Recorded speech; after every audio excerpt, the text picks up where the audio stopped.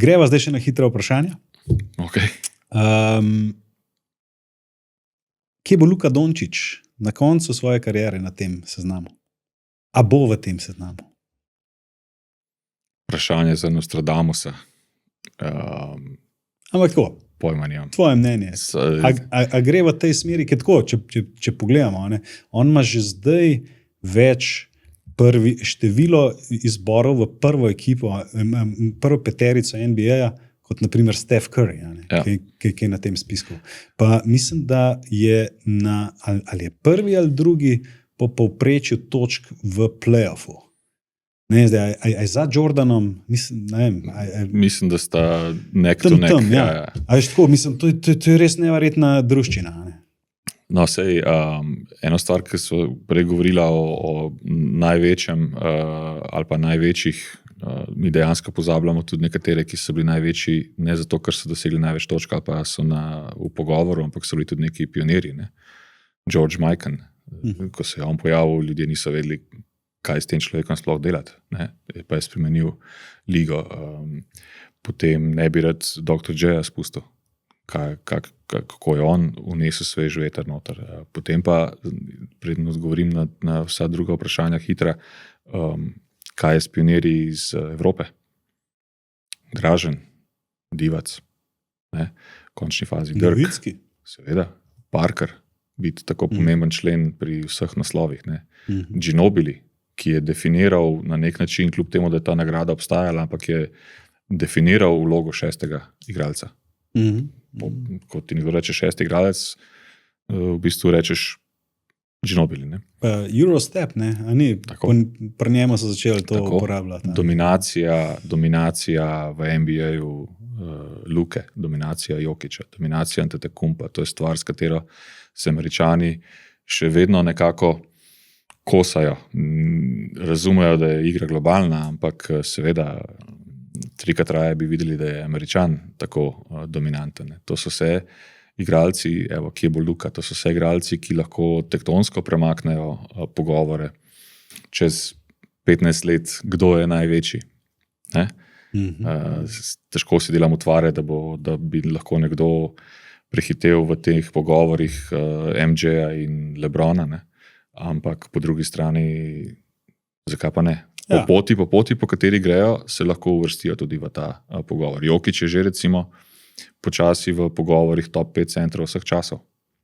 Pa pazi to, ne. Advanced metrics, ne? Če gremo na napredne metrike, je on na vseh relevantnih je na prvem mestu. Tako. PR, poleg kaj že... Vse, Warpi, vse. Warp, sam... kako je še tista? Winshares. Ja, na 48 minut.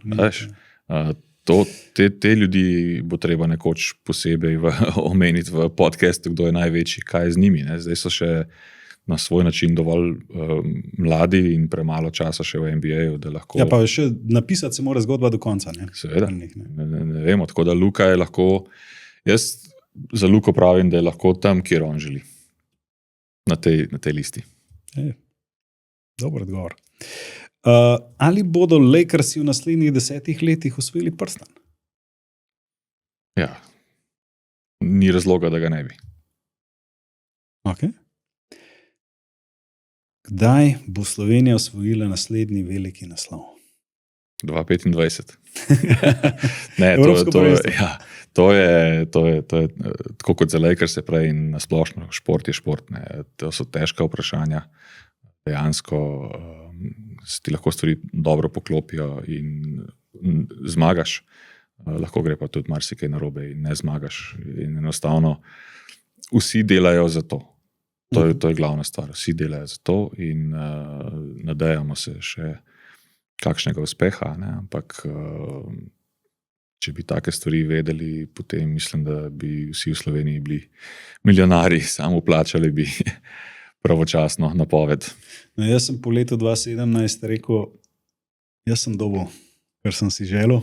kar se tiče uspehov. Tako da Ja, meni je kljukca.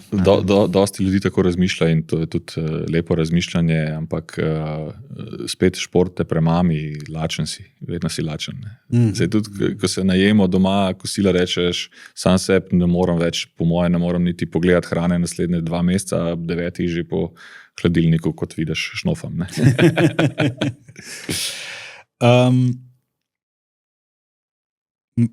Je kakšen igralec, ki bi mu lahko rekel, da je naslednji Dončić slovenske košarke?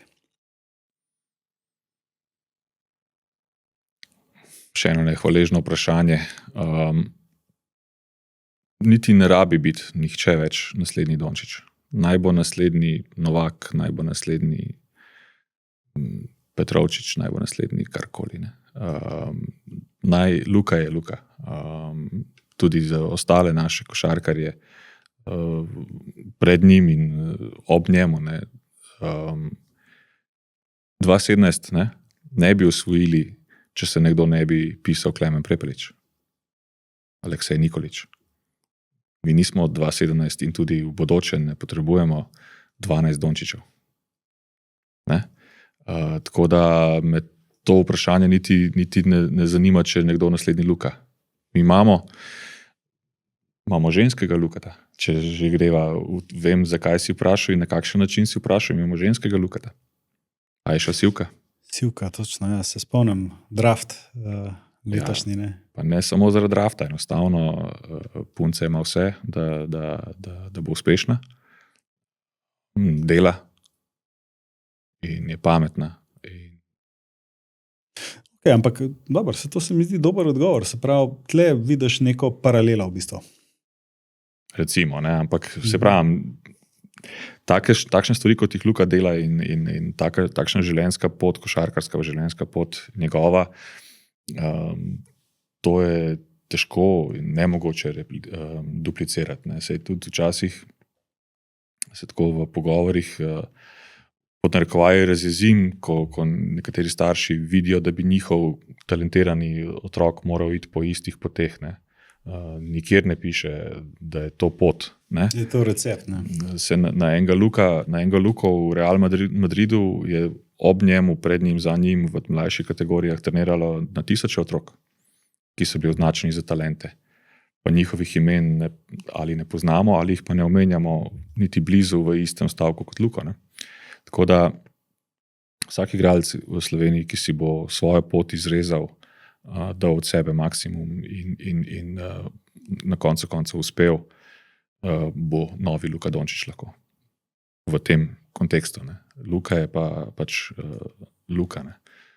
Tako da ne rabimo mi novega Lukata, ampak rabimo igralce, ki bodo zadovoljni s svojimi karierami, ki bodo trdo delali, ki bodo dobro živeli zaradi košarke in ki bodo pomagali sebi, svojim ekipam, svoji družini in pa upamo seveda tudi naši reprezentanci. Okay. Ja, še zadnje vprašanje, Damir. Kje vidiš sebe v prihodnosti slovenske košarke?